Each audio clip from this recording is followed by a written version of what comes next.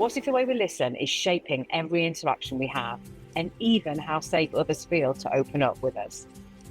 Today on Mastering Change, Paul Browde explores how the power of human connection in a world where loneliness, disconnection, and lost conversation skills are becoming more common. Paul Browde, it's my absolute pleasure and honour to welcome you to the podcast today. Thank you for joining me. Such a pleasure to be here with you, Emma. If I can ask you to start by introducing yourself in your own words, Paul. Yeah, my name is Paul Browde, and the accent you hear is South African, although I've lived in the United States for 40 years, and I'm a psychiatrist, and I'm a storyteller, I'm a couples guide, and I'm a whole lot of other things that I think we'll probably get to. But those are the main biographical details about who I am, and I'm just excited to be here with you. Yeah, me too. And I've had the privilege of being in your company and personally, but also like in a professional capacity, listening to your content when we were at Sessions Live last year together, and then subsequently having conversations about you and your work. And I'm really looking forward to diving in today and giving our audience just a flavour of the brilliance that I saw unfold. So yeah, let's get going. So we could start then. So this podcast, as you know, is about the field of trauma, mental health and wellbeing, which is so vast and varied and broad. Let's delve into then your work and how you see it in that field, and you know the kind of people that you're working with and the work that you're doing. Well, I want to start off with the obvious, which is for me that you're listening, how you are listening right now, is shaping what's coming out of my mouth. So there is a reciprocal relationship between listening and telling. Listening is like a container, and telling is like a liquid that fills that container, taking the shape of it. So as I am in space with you, I remember you. I remember your, I've had some interaction with you which has been really powerful for me in how you listen. So there's an excitement, there's a curiosity, and there's a sense of safety as I speak to you. So I want to thank you for that listening. Thank you. Yeah, and I think it's important because what I'm seeing now are people who are very different from the people that I saw, I'd say, before the pandemic.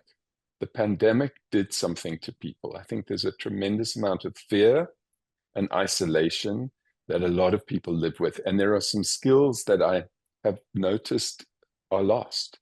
Skills around just having ordinary human conversation. There's tremendous loneliness.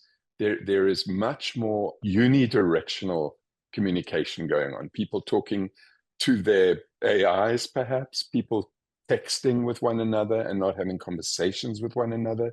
People finding it very difficult to engage in basic human interactions. Like I notice it in the elevator of my building, just how I often stand in the elevator with someone who looks really uncomfortable, and that feels different.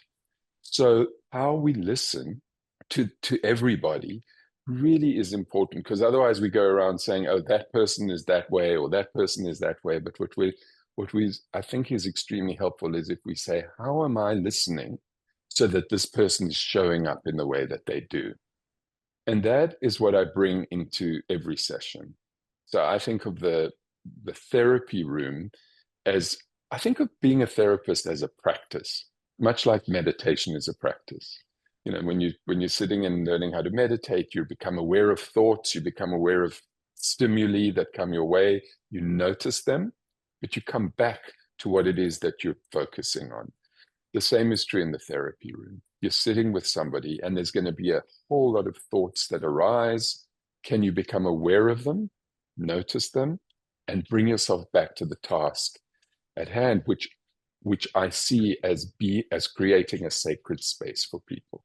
Absolutely. But the point about listening is to be able to listen, someone needs to start to speak. So let's just use that lift, the elevator. And I am a Northern Yorkshire. It might not mean much to you, but it's a part of England where people generally are seen as warmer. And so I'm used to going into the shop, and if you wait in a queue, probably it happens less now, but there's still this kind of, I'm going to talk to you. I go to a coffee shop and I know way more about the person who makes my coffee every day than I definitely would if I lived in New York, for example.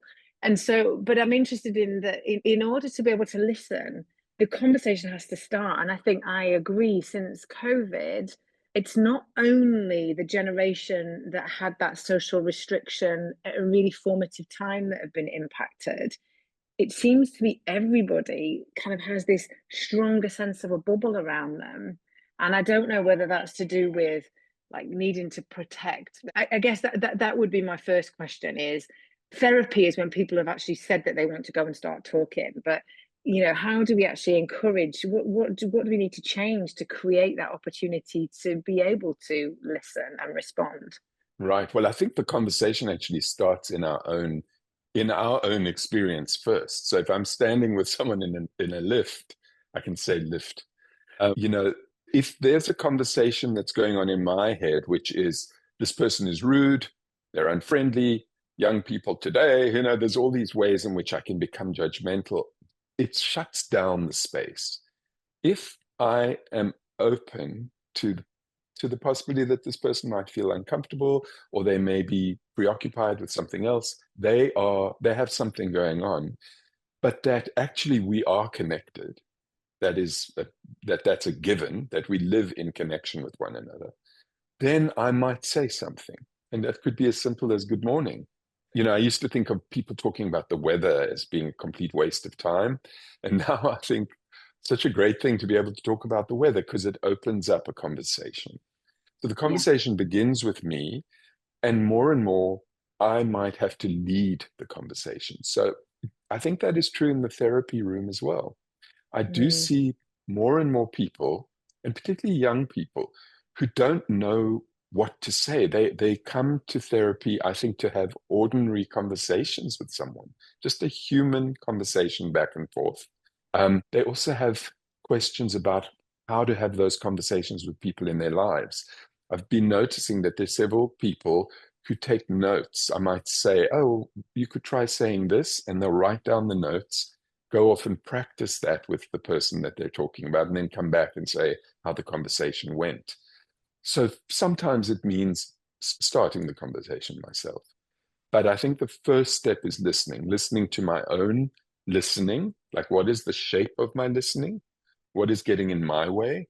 Clearing that, and then being open to the connection with the other. that makes so much. So the listening is not just the active listening to words that people are saying, but listening as in reading the room, reading the Yes, circumstance, reading the non-verbal body language, because that's so often, you can read that and then disarm by just saying something really funny or flippant. So it's about taking those cues to get people into that space of willingness to open up. absolutely. Yeah. When I say listening, I mean something, you could say it's sensing. It's the whole body experiencing another whole body in space with you, picking that up. Yeah. And so if we have quite a lot of clinicians who are listening to this, and I'm just, how do you put yourself in a state of readiness to be able to do that in the therapy? But how do you get into that space, and before your client comes in, be in that receptive sensing mode? Yeah. So, I'd have to say, and because I would hate to come across as I've got this all sewn up and it's easy for me, but I do have some practices when I'm at my best.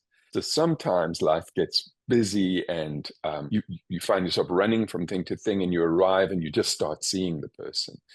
That's the most difficult for me when I do that, because I'm suddenly in a circumstance where I have an expectation of myself to be ready, and I'm not. So I have to do it in my head, and I can tell you how I do that. But in the ideal circumstance, I prepare. I take a few minutes to just imagine the person coming in, to welcoming them coming in, to notice anything that's in my listening of that person that might get in the way. So if there's a judgment, if someone is late, there might be an immediate thought, why are they late? Or worrying that they're late, or what should I do about that? Just noticing that and letting that go. Any preconceived notions, or the way I would say it is any story that I'm telling about them to myself that is not in the service of me being fully present and compassionate and curious to this person who's coming in. When I work with couples, what I often do is I arrange the room sometimes I'll work with couples for 3 hours. So I usually get some drinks and some snacks and I put them out for people. I have a practice of blessing the chairs, just, and I don't mean blessing in a religious way, but sort of just imagining that this person is there and that I feel warmly towards them. Because I really believe that in my work, both with individuals and couples, feeling, let's say, compassion and curiosity, but I would say love, feeling love for the people that I'm working with makes the work so much more effective. Even if what I have to deliver is difficult news or difficult conversation, that doesn't matter. There's always a context behind it. So preparing before they come in, and then when they come in, welcoming them in, really seeing myself as a host to these people who are coming in, or this person is coming in. And, reminding myself every single time not to take for granted that this person is going to open up to me. It's really, we can start getting really blasé about it, but people come in sometimes to a complete stranger in first early sessions. They've never met this person before, me. They open up and tell me about the most painful or joyful or shameful aspects of their life. And what a gift it is to me. And to be able to view it as that, and never to have the expectation that they should go deeper or they should go further, I think encourages that. It's a kind of listening that encourages them to open up. So by the time they've walked in, I'm ready for them. I'm waiting for them. I'm happy to see them. And then I just open to whatever it is that they may want to say. I'm struck by two things in that description. One is this intentional creation of a safe container. When an environment is considered and curated, it's felt. So when you're talking about the chairs and the snack, just the arrangement and you being grounded in that space, it immediately is disarming for an individual. And then there's the energy bit as well. Like, we all know that energy is, or at least we talk about how energy is infectious and everything kind of coming back to vibrations and frequencies. And it sounds to me what you're describing is putting yourself in the optimal space to be able to be of service, to be of help to the clients. The bit that stuck out as quite revelationary is this idea of the love. We're hearing about boundaries and boundary setting, and so can we go a bit deeper on that and talk to us about how you're working with these individuals with real care and compassion, and in your own words, real love, which makes sense to me because then you're about striving for the best outcomes for them as individuals, but it does feel a little bit taboo in that client therapist relationship. It does. I felt it as I said the word, that I know there is a taboo. And I think what's important is to be clear about what I mean by love. And for me, love is an acknowledgement of our humanity, that we are both humans, that there is a humanity that we share, and that our relationship lives in the space between us. So our relationships do not live inside us, they live between us. And we have two ways of relating to that space. The one is that we can say things or do things that pollute the space, that make the space unsafe, and we want to turn away from one another. Or we can put things into that space that nourish the space and make it a space of connection, of human connection.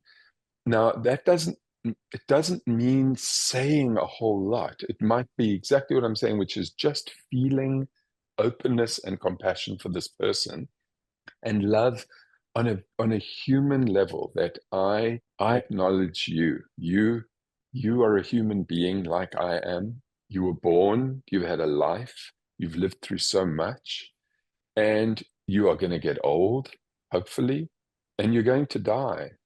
And so am I.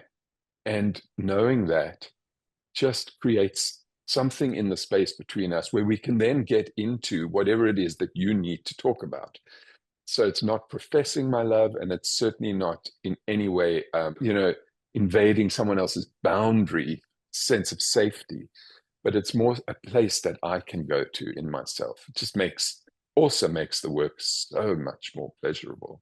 you know. Oh, I can imagine. I can imagine. And it makes me think of, like lots of the kind of conversations and the way people used to work through things was in things that we no longer do enough of, eating together, religion, both good and bad, but it did create moments of community and connection and the ability to sort of sit down and discuss and converse. And, communities, we don't live in villages where we serve each other. And so we are becoming less attuned with those rules of engagement as you're describing them, the way that we get people to, maybe we do with the very immediate people around us, we know how to help them feel safe to be able to be seen and explore their feelings. But what you're describing feels very intuitive and very human and very obvious as a way to get people into a good physical and psychological state for healing.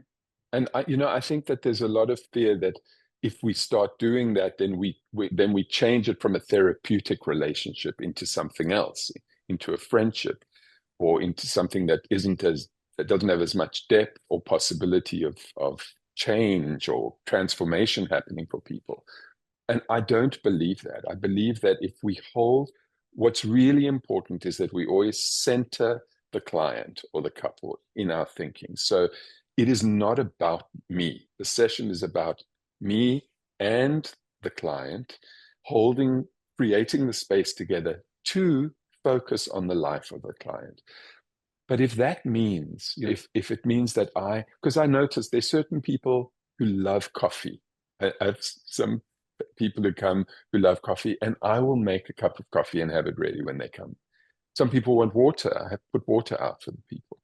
Just, and it's different people, and I know what they want, and I just do that, and it makes a difference. It just makes a difference that I've thought about them, that I've prepared for them, and I've done that.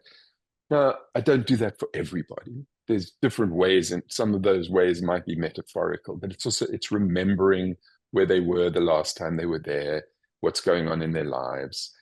But I also think it involves some degree, for me, and this isn't for everybody, but for me, some degree of self-revelation, of me saying who I am as a human being. And, I learned this in a very dramatic and painful way when I was a young therapist. So I was a young therapist when I was 27 years old, 65 now. So you can do the math. And I had a secret that I was living with, which was that I was HIV positive.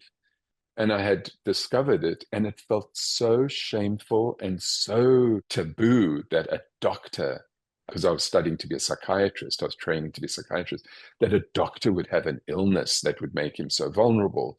And that I think that we could talk about that for hours, about what HIV itself meant. It meant I was going to die.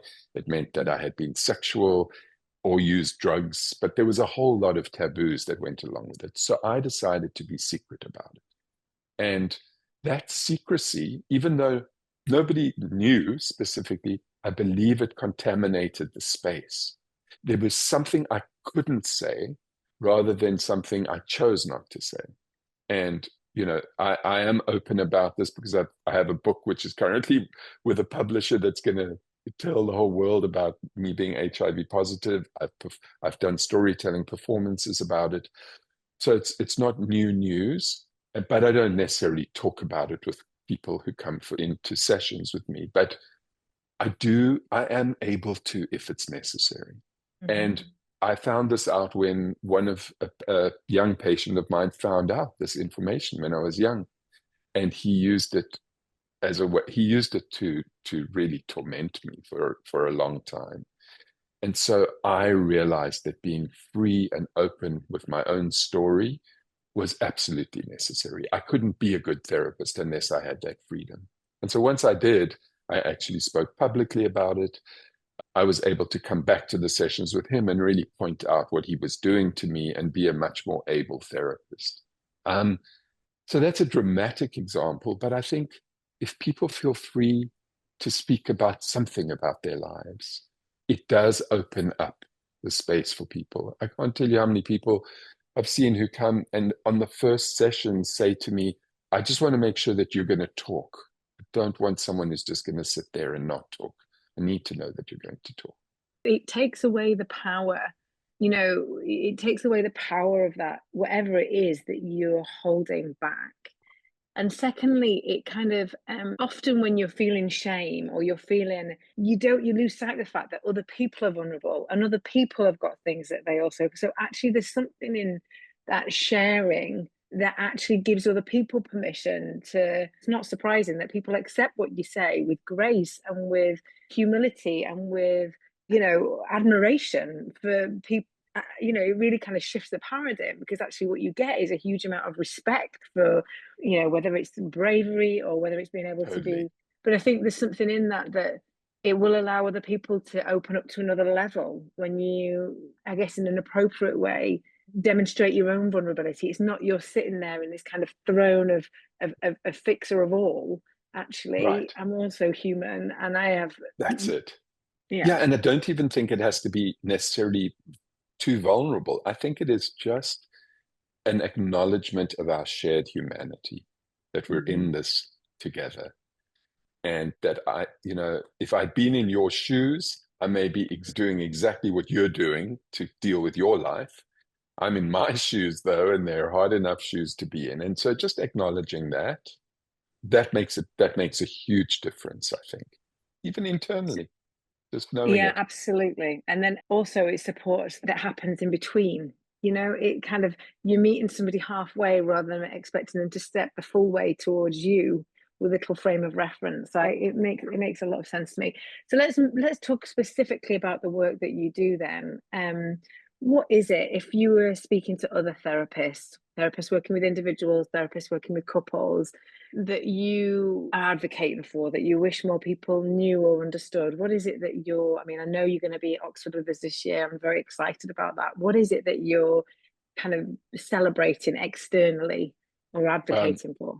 well, I think the first thing that comes to mind is to recognize that we are shaped by the stories that we tell, that our lives, the stories we tell are not descriptions only of our lives, they also shape our lives. And that sometimes they become habitual and we live inside of them as if they are the truth. And if we are able to step outside of the story we tell into a place of no story, perhaps for a moment, and then stories come in. Stories are everywhere, and they just take over. But if we can tell a new story, we can have a new life. So one of the examples that I think of is with couples. Many, many couples come to therapy because of a problem. Mostly there's a problem. And in fact, their view of the relationship is that they are a problem to be solved. Now, that is a particular story that shapes the whole interaction. It shapes their interaction with each other, and it shapes Mm-hmm. their interaction with me. If they could consider a different story, which is that their relationship is an adventure to be lived, different story, but the same circumstances show up in a very different way. Suddenly, whatever one person's doing, it's not a problem. It may be painful, it may be angry making, but it isn't necessarily a problem. It's something to face. It's something to face together. As an adventure, if we're living an adventure together, then we can face anything together, even something that you're doing that might cause me pain. So what I'd love people to know is that there is always a story that is holding the relationship that you're in and holding your experience of yourself. And so telling a new story and it's not, I don't mean reframing where you say, oh, I'm not sad, I'm really happy, or the world is not looking at the world right now, I'm not saying that the world isn't absolutely devastating what's going on, and that we are currently living in what feels to me like the beginning of a world war. As I say that, there's tremendous sadness and fear around that. And so I'm not say, oh, the world's great right now. It's not that, but it is saying that there are other stories right now as well. There are people who are coming together. There are people who are speaking up. There are people who are connecting with one another. There are people who are doing all sorts of things to take care of one another. and to stand up for what feels right. And so it's lying a new story alongside the old story that starts giving people options for how their lives feel. Yeah, it's like you read my mind there because I was immediately going to that my macro lens. I was coming out of the kind of couple space because that makes so much sense. How do you go from a story of disconnection to one of celebrating individual kind of strengths and this shared adventure? Like the way you just shifted that to an adventure, even in my own context, made me think about certain situations and circumstances differently. But this idea of stories and narratives is not new. In fact, it's the oldest way that we were able to communicate with one another and pass messages along.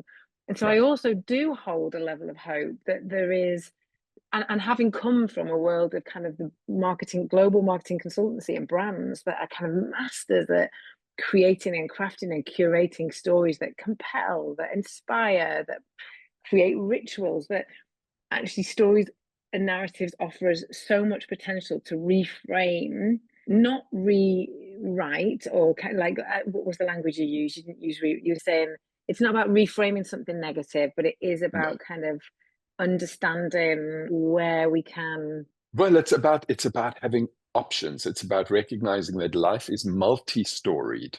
It's not single-storied.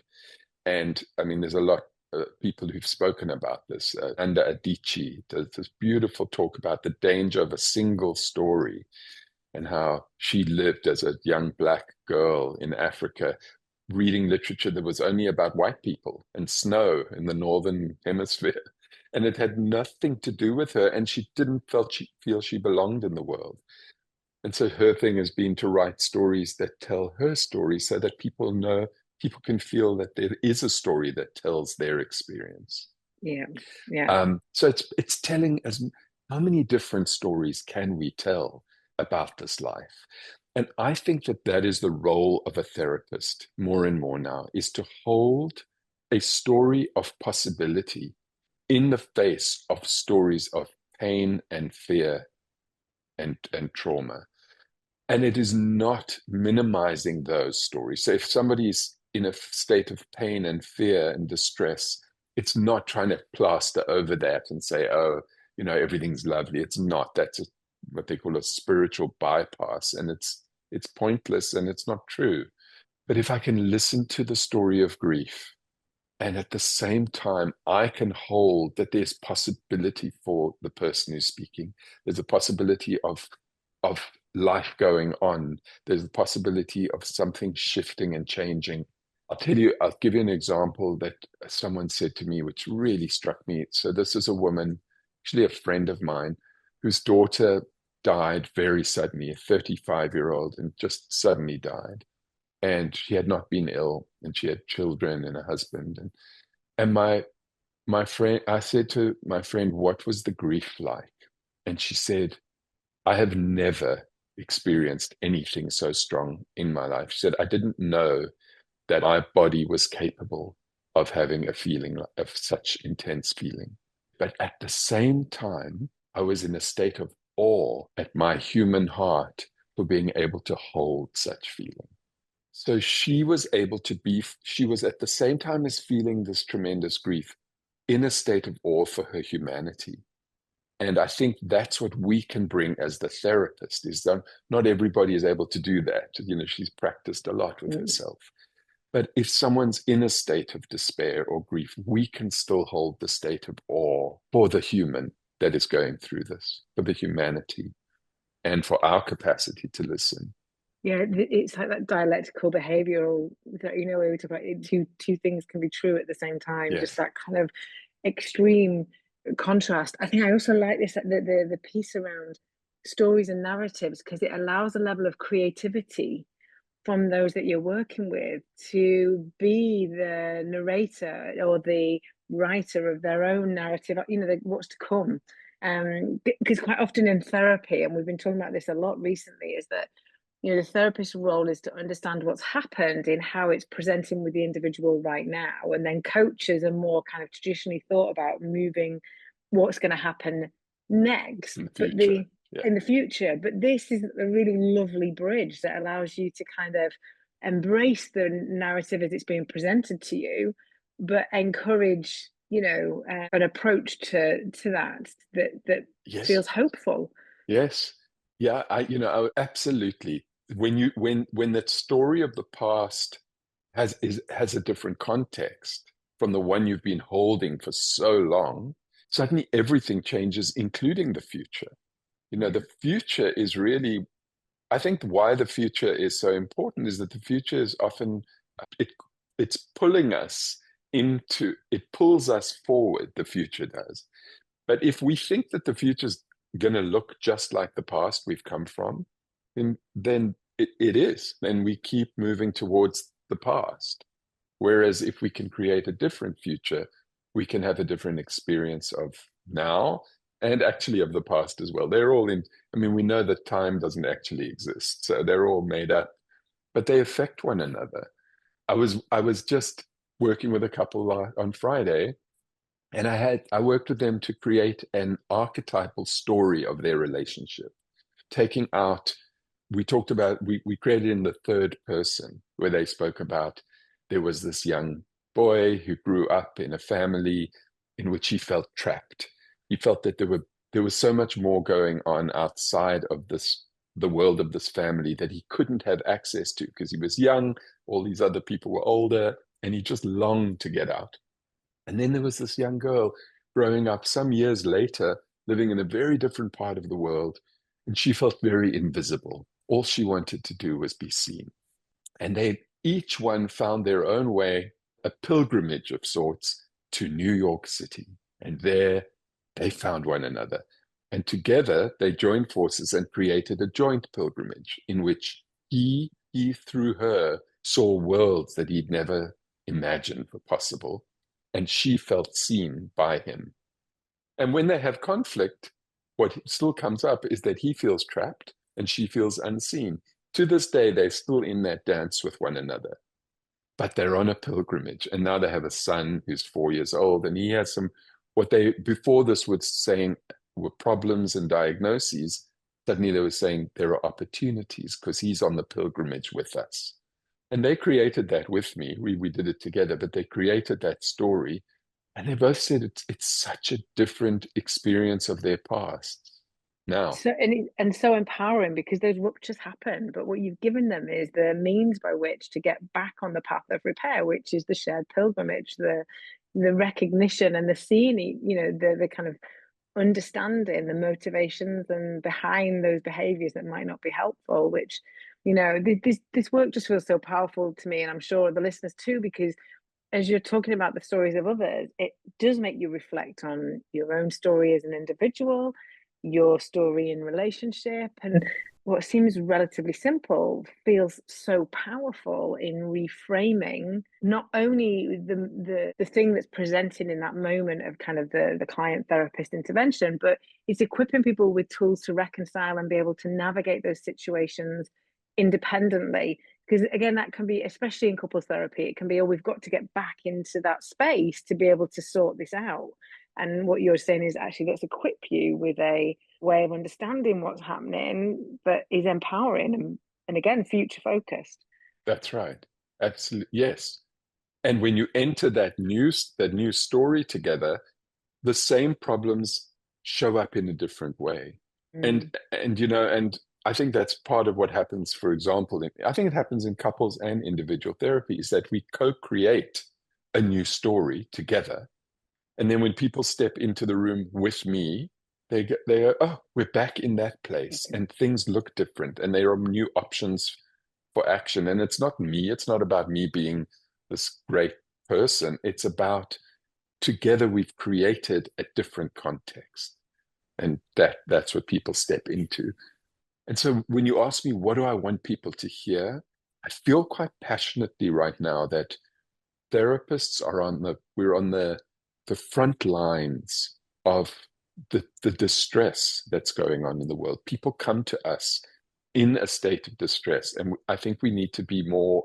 We have to be open to being flexible about how we work. For some Mm. people, just having a conversation, a real human conversation back and forth, is what they need. For some people, me being really silent and just being a space of listening is what they need. For others, it's being more active and co-creating stories.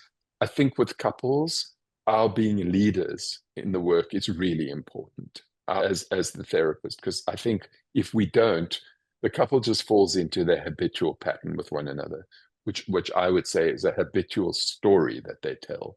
And I don't mean telling a story with words necessarily. It's a story that's told with their whole body that they just fall back into. And I have to really remember that there's a different story possible for them. And I want to tell that to them over and over again, remind them of it. You know, what worked this week is a great question rather than what went wrong this week. Yeah, They take you down very different pathways.